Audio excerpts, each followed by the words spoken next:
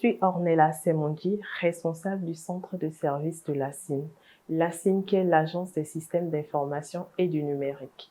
Je suis Sadat Mamadou, développeur web à FEDAPay, qui est une fintech qui permet de payer ou de se faire payer de services par carte bancaire ou par mobile money. Je m'appelle Wilfried Ganapo, je suis le directeur des systèmes d'information au ministère du Travail et de la fonction publique. La coopération allemande, plus précisément le projet du centre de transformation digitale qui, en collaboration avec l'Agence des systèmes d'information et du numérique et le ministère du numérique, ont permis à un certain nombre de ministères, au nombre desquels le nôtre, le ministère du Travail et de la fonction publique, de pouvoir bénéficier d'un certain nombre d'actions de renforcement des capacités. Moi, j'ai participé à 2 formations. La première formation était sur le coaching de la communication avec les usagers et la gestion des appels.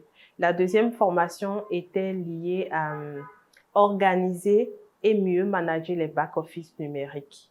J'ai eu l'occasion de recevoir plusieurs formations, telles que le toolkit de dématérialisation, qui permet aujourd'hui de mettre en place plusieurs services à travers le portail numérique du gouvernement, la plateforme ISROAD-BJ, qui permet aux entreprises publiques comme privées ou n'importe quel particulier d'échanger des données à travers un catalogue de services numériques, et aussi la formation sur le PKI PNPE. Nous avons eu une dizaine de participants et nous avons eu l'honneur, la chance et le privilège d'être inscrits dans tous les modules de formation qui ont été dispensés.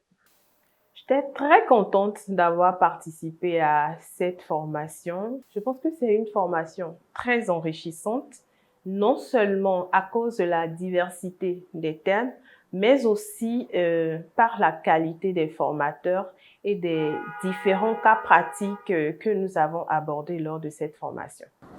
Ces formations ont beaucoup impacté l'écosystème numérique et à travers moi, lors des formations, j'ai eu la chance de rencontrer beaucoup de professionnels, d'employés, d'administration qui sont aussi dans le système numérique.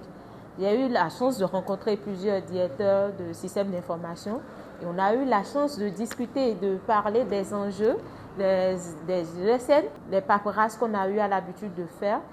Et c'est une opportunité pour moi parce que j'ai eu un carnet d'adresses qui était rempli.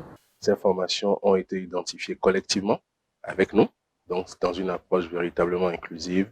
Nous y avons pris part de façon assidue, avec beaucoup d'intérêt, et cela s'en est véritablement ressenti par la suite. Je dirais cette formation a amélioré notre façon de recevoir les usagers, une assistance un peu plus professionnelle dans la gestion des appels. FEDAPay a obtenu plus de visibilité parce qu'aujourd'hui, quand on dit casier judiciaire sur le portail numérique, on a la chance de voir FEDAPay. Cela a renforcé la productivité des équipes. Cela leur a permis d'avoir une approche plus structurée et qui intègre davantage les notions et les pratiques qui leur ont été enseignées pour davantage de productivité, réduire les gaspillages et être davantage à l'écoute des usagers clients, d'une part, et des clients internes qui sont les nôtres. Cette formation a accéléré au sein de l'équipe notre dynamique à mettre en place des pratiques qui n'existaient pas et à améliorer certaines pratiques qui existaient déjà. Je voudrais tout d'abord adresser mes sincères remerciements au Centre de transformation digitale de la GIZ qui, avec la CIN et le ministère du numérique et de la digitalisation, ont permis la conduite de ces activités de renforcement de capacité. Les formations que nous avons reçues ont été véritablement bénéfiques et nous promettons que les impacts seront beaucoup plus perceptibles dans les semaines et mois à venir au regard des dispositions que nous prenons. Nous voulons avoir plus de formations qui seront dédiées à l'utilisation des données de nos clients. Prévoir davantage de temps pour les exercices de simulation. Des formations telles que le data analytics, l'utilisation des logiciels comme le Power BI pour pouvoir extraire des données qui sont à longueur volumétrique seront très utiles pour nous. Nous sommes aussi à l'ère du digital. Les formations comme la blockchain et les nouvelles technologies nous permettront de peut-être utiliser des applications et intégrer notre solution de paiement pour pouvoir ressortir aussi d'autres solutions très innovantes.